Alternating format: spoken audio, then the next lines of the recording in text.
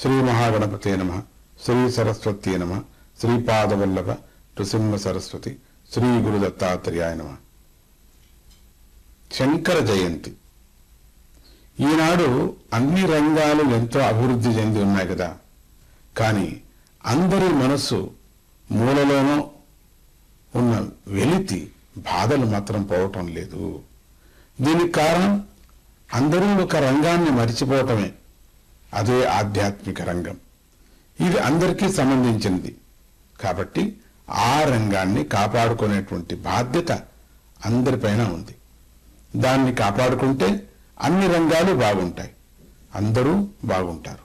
కనుక బాగా చదువుకున్నవారు, పండితులు దాని మీద దృష్టి పెట్టి తగు మార్గాల ద్వారా ఆధ్యాత్మిక రంగాన్ని అభివృద్ధి చేస్తూ తాము కూడా ఆధ్యాత్మికంగా ఎదగటానికి ప్రయత్నం చేయాలి కదా. శ్రీ శంకర భగవత్పాదులు ఆధ్యాత్మికత యొక్క ప్రయోజనాన్ని, విశిష్టతను తెలిపి అందరికీ తమ తమ కర్తవ్యాన్ని బోధించారు. భజ గోవిందం భజ గోవిందం గోవిందం భజ మూఢమతే అని చాటారు. ఆయన సాక్షాత్తు శంకరుడు. యావత్ భారతదేశమంతటా పర్యటించి అందరికీ అన్నిటికీ ప్రమాణమైన వేద ధర్మాన్ని రక్షించారు.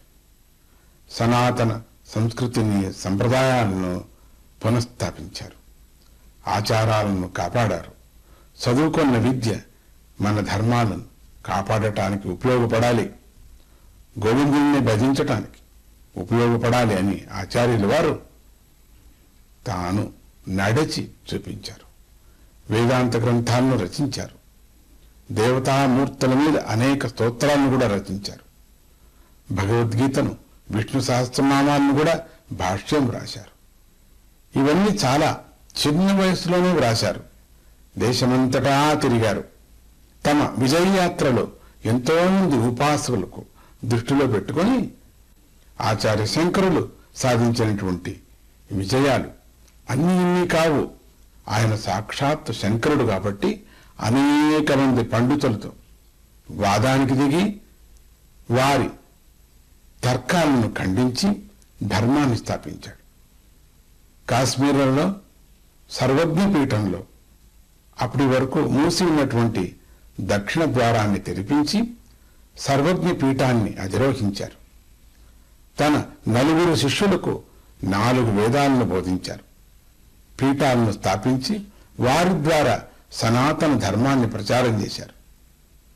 సంస్కృతి సంప్రదాయాలను రక్షించే ఏర్పాటు కూడా చేశారు. భగవత్ చింతనమే అన్ని చింతనను తీరుస్తుందని, అదే పరమౌషధమని చాటి చెప్పారు. భక్తి, కర్మ, జ్ఞాన మార్గాల ద్వారా మోక్షాన్ని అందుకోవచ్చని మార్గదర్శనం చేశారు. ఆచార్యుల వారు జ్ఞానమే ప్రధానమని సిద్ధాంతం చెప్పారు. దుష్టాచారాలను నశింపజేయటానికి శంకరుడు శంకరాచార్యులుగా అవతరించారని శివరహస్య గ్రంథం, కురు పురాణం, వాయు పురాణం స్పష్టం కూడా చేశాయి. ఈ శంకర జయంతి నాడే స్వామీజీ యొక్క శ్రీ విద్యా దీక్ష గురుదేవులు మాతృమూర్తి అయినటువంటి జయలక్ష్మీమాత జయంతి కూడా. స్వామీజీ చిన్నతనంలోనే జయలక్ష్మీమాత ఆచార్య శంకరుడు చెప్పినటువంటి సత్యాలను, స్తోత్రాలను స్వామీజీకి బోధించారు. ఆమె ఎక్కువ కాలం ఆంధ్ర ప్రాంతమైన పొన్నుపర్తి గ్రామంలో నివసించారు. తమ నాదశక్తితో ఎంతో మందిని దీర్ఘకాలిక రోగాల నుండి విముక్తులను కూడా చేశారు. గహనమైన తత్వాలను సులభమైన పదాలతో అందరూ పాడుకునే గీతాలుగా రచించి పాడేవారు. ఆనాటి కాలంలో ఎందరో ఉపాసకులు, యోగులు ఆమె వద్దకు వచ్చి యోగ రహస్యాలను తెలుసుకొని వెళుతూ ఉండేవారు. ఆ తల్లి జయంతి ఆరాధన కూడా ఈ శంకర జయంతి నాడే కావటం ఒక విశేషం. కనుక ఆ తల్లి కృప, ఆచార్య శంకరుల అనుగ్రహం అందరిపైన ప్రసరించని. చదువుకున్నవారు, పండితులు ముందుకు వచ్చి విరివిరిగా ధార్మికమైనటువంటి ధర్మ కార్యాలను నడిపించెదరు అని మనమంతా ఆశిస్తాం. సంస్కృతి సంప్రదాయాలను, ఆచారాలను రక్షించెదరు అనే ఒక నమ్మకాన్ని మనం పెట్టుకుందాం. అందరూ ఆచార్యుల మాటను పాటించి ఆయన బాటలో నడిచి ధర్మానికి జయం కలిగించెదురుగాక అని దీవిస్తూ ధర్మం జయం జయం, ధర్మానికి జయం జయం, సత్యానికి జయం జయం.